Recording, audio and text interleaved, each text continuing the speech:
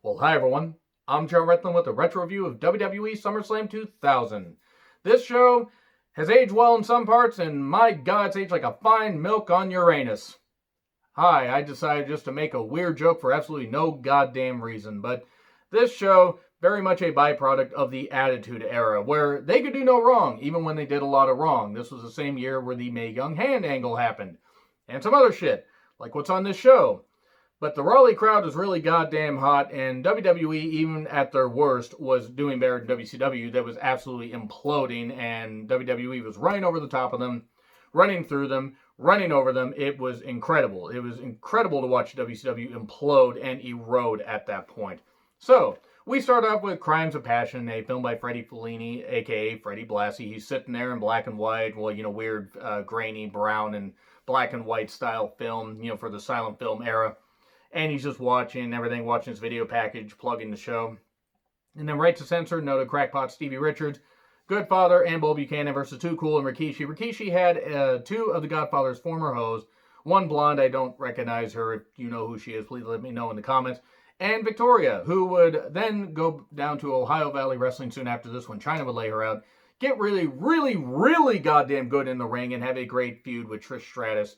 A match with Molly Holly at Mania 20, and then they would proceed to do not all that much with her afterwards. Now, she still had good moments on TV and everything, and even the occasional pay-per-view, but why did they not utilize Victoria better from like 2006 on? Making her more entertaining and putting her as part of the stable, I believe it was with Candice and Tori, Vince's Devils, that's one thing. You want to do that? Okay, give her, maybe have her rehab an injury, that kind of stuff, but she still could have wrestled, and they still could have used her a whole lot better, and they didn't. She had to go to Impact and, do a whole lot better. And then, they could have brought her back at this year's Royal Rumble, but they didn't. They chose to bring back Santina. That was a fucking stupid idea. I would have really liked to have seen Victoria appear at least one more time. But anyway, that being said, this match was fine. It was fine. The crowd was into it. Save the hose chance. Scotty goes to do his warm. Bad Stevie kick. 1, 2, 3. There you go. More of the Kurt Angle Stephanie drama where Stephanie and Kurt had shared a kiss. Oh no, Stephanie is the wife of Triple H. And Kurt's trying to drive a wedge between them and doing all this stuff and everything. It was an angle I didn't really care for even at the time. And I was 19 when this pay-per-view happened. I'm like, why is this happening? This doesn't make me care about Triple H anymore. And it just makes Kurt seem like a dick. And it makes Stephanie seem like a two-timer. It was what it was. But it shouldn't have happened. And speaking of things that shouldn't have happened, noted Trump supporting sheep piece of shit, Road Dogg. And by the way, I don't care if people want to have a problem with me injecting how I view things on in my reviews, because it's how I feel.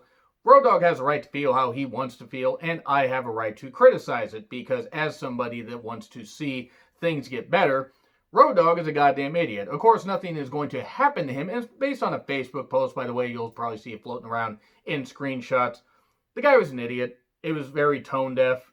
I'm not surprised because he did drank so much and did so many drugs and everything, took so many shots to the head that he probably isn't thinking straight. And at least he's clean of everything except all the chair shots to the head, because there's really no way to get clean from that. But Road Dogg's a goddamn idiot and has been an idiot and is the worst member of the Armstrong family. It is a shame that Road Dogg ended up probably earning the most money, maybe outside of Bullet Bob, adjusted for inflation. He could cut a good promo, and that was it. You ever watch Road Dogg in the goddamn ring? He fucking sucked. And speaking of something that sucked, X-Pac, who doesn't suck, but the crowd thought so, and it was a DX divide, who was a better member, but we get a low blow in X Factor for 3 after like 4 minutes. Now Road Dogg attacks afterwards doing the pump handle slam stuff. Cool. It was not a good thing. And then we get noted transphobic crackpot Val Venus and Trish Stratus versus Eddie in China, Intercontinental Championship mixed tag match. Basically, the idea was if Trish got in the ring, she was going to get destroyed. She got destroyed by China. China tops 1, 2, 3. China is a 3-time Intercontinental Champion and believable as winning a male male championship. Because she could stand up to the guys at least physically. Her feud with Jericho I didn't love, but at least it worked. At least it was something.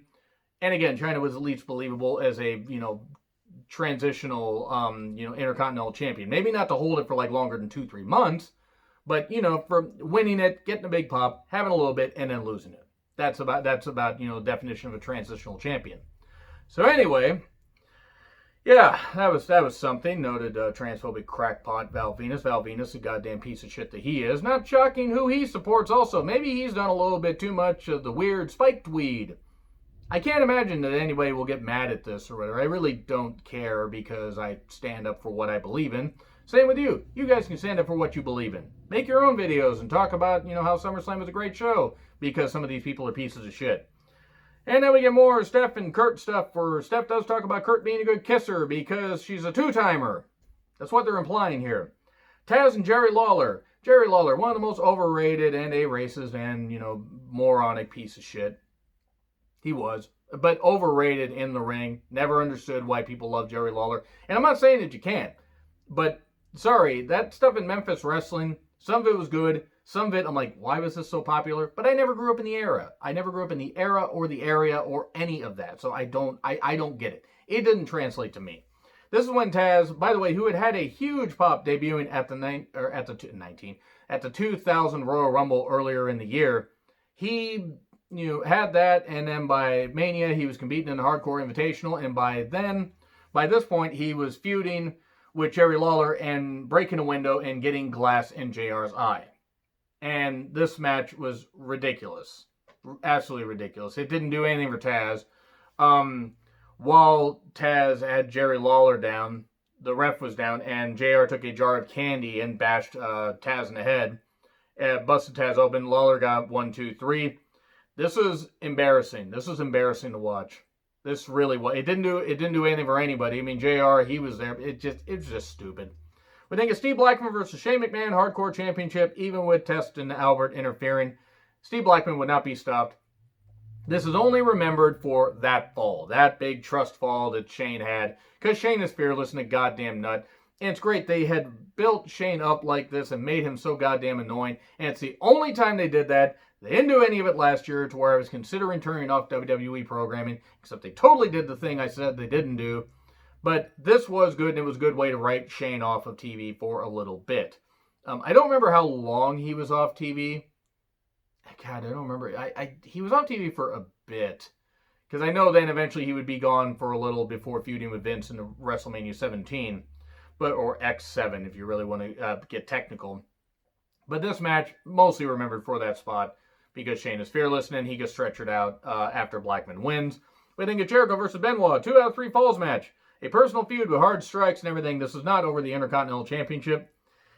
One line in this, because it's hard to watch Benoit matches knowing what he did. And you can say that Benoit deserves to be in the Hall of Fame, and you can be wrong. I mean, sure, technically he does, as far as his career. And if he hadn't murdered 2 people, maybe he would have been in the fucking Hall of Fame, you fucking idiots. I would not be surprised if I get people angry at me, and I really don't care. But one line in here. Benoit will rip everything that's attached. Oh boy. Get a crossface to win the first fall. And by the way, 2 out of 3 falls. This is not the last time that Benoit would have a 2 out of 3 falls match. In fact, one ended his career. Moving on. So we get Jericho selling his arm and everything. Eventually he would get the walls of Jericho and tap Benoit out. So now his arm's hurt. Benoit's back is hurt. And we get a hurricane off the top by Jericho and some really good action. And then a cradle, and Benoit has to hold the ropes. 1, 2, 3. So 2 out of 3, 2 goes to Benoit. And there we go. Dudley's versus Edge and Christian versus the Hardys, TLC 1. Do I really need to say anything? It's a fucking incredible display of car crash television. Or car crash pay-per-view. It just is. It's like all the tables, the ladders, the broken bodies. Jeff doing a swanton, crashing through ladders. Jeff and Devon falling. Where I can't imagine why Jeff has difficulty walking now. Matt going back first onto a few tables. Bubba going through 4 tables. Of course, one line, Bubba gets creamed or whatever. But Velvet wasn't part of his life at that point. It's the only way Velvet got in the Ring of Honor is by being with Bubba. I'm not going to apologize for that, because that was a fucking case, because this guy's an idiot. So anyway, moving on from that. This match is great. Lita got speared, not for the last time either. And then Edge and Christian win. The match is great, but it's like really hard. Trying to describe the spots is absolutely impossible. I could have wrote down all the spots and taken up an entire page if I wanted to. Watch this match. It definitely holds up. It's not even the most extreme they would get, but fucking hell. It built upon the Mania 2000 match, which I still really liked. I thought was a damn good match and pretty underappreciated. But this just took it to another level. I don't know how they all walked out. I really don't. Because, yes, I know you can learn how to fall, but this shit looked painful. We then get the Cat with Al Snow versus Terry Runnels with Perry Saturn.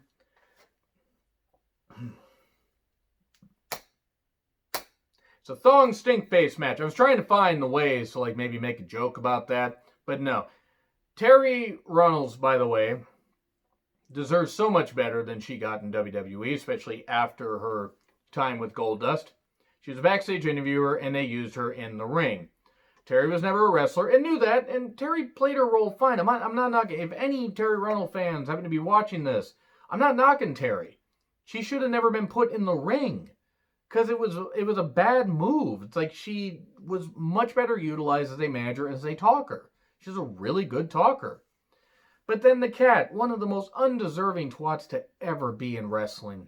She was only there because of Jerry Lawler. And of course, there was about a 90-year age difference between them. I kid, it was probably more like 88. But the Cat didn't deserve to be there. And this was a thong stink face match. You have to stick your ass in the person's face and do a stink face to win. Yeah, this is how they're using the women at this point. Fucking really. I know the Attitude Era used women differently and everything, but this stuff wasn't even good back then. I hated this back when I was 19. Yeah, you can call me weird if you want. You guys can like it, that's fine. It's not about whether either of these women are attractive or both these women are attractive. It's fucking dumb. Just didn't do anything. Oh, sure, it, got the crowd excited. They had to have a cool-down match after the TLC match, but you could have just ran video packages instead. You could have just had maybe them kill time in the ring, cutting a promo, and then, attacking each other, having a cat fight, something like that. You didn't need to make it an actual match. So we get Kane Undertaker. The bell never rang. They basically brawled. Kane kept getting his mask ripped at. They used steps. They used weapons and everything. Then Kane stupidly hurled the steps at the ring post and got him back in his face, got cut, and then eventually Taker would rip off Kane's mask. And Kane would run away while bleeding, but you can see his fucking face isn't burnt. It just, even with the, some of the best, production in the world, you could see Kane's face wasn't burnt after it's supposed to have been burnt. It wasn't their best match, but it wasn't even a match. It was just a brawl. It felt like a cop-out, but it served its purpose, but at the same time, I also didn't really care. Because this is when Undertaker had to get back in ring shape and everything, and he was very much true to his real-life views with this whole biker, this whole Texas biker thing. And I'm not knocking bikers, but Taker, yeah. Oh boy. One of the greatest of all time is also a freaking MAGA. And a maggot, if you will. So, boy, that's going to get me a whole bunch of buzz and a whole bunch of, fun comments. I don't really care because I've stopped giving a shit now in this year because this year is weird. So anyway, Triple H versus Kurt Angle versus The Rock, 3-way WWE Championship match. It was basically Triple H and The Rock because Kurt Angle and Triple H fight before the bell even rings. Botch pedigree where the table collapses and Kurt's head just smacks. Smacks the table, smacks the concrete. Ow. Kurt legit had a concussion. He had no idea where he was. You could tell he had no idea where he was. Because even Triple H was like, I want to continue this, but fuck. He's hurt. I probably shouldn't do that. And then Rock shows up, and they have their fight and everything. Rock gets his ribs targeted. Crowd goes absolutely insane for The Rock's entrance, by the way. And we get the sledgehammer introduced. Why don't you call my name? And then Stephanie out to help Triple H. He wanted her in the back. Kurt's sent back out there because Stephanie says, go out and help Triple H. I'll do it for you, Steph. When he has, I bet you he doesn't even remember fucking saying that. I bet you he doesn't. I've had a few concussions, obviously not in the ring. You don't remember where the fuck you're at, folks. You generally don't remember. And then Kurt tries to win the championship after screwing over Triple H. We get hammer time. Stephanie gets struck by Triple H. Hammer to Triple H from Kurt. And then Kurt gets tossed out. Rock hits people's elbow. 1, 2, people's elbow. 1, 2, 3. And there you go. That's your lot. That's it for SummerSlam 2000. A show that was definitely a tale of two shows. And I can't wait to see what you guys have to say. But let me know in the comments. Like, share, subscribe. Twitter handle in the description. I'm John Ritlin. I'll see you soon.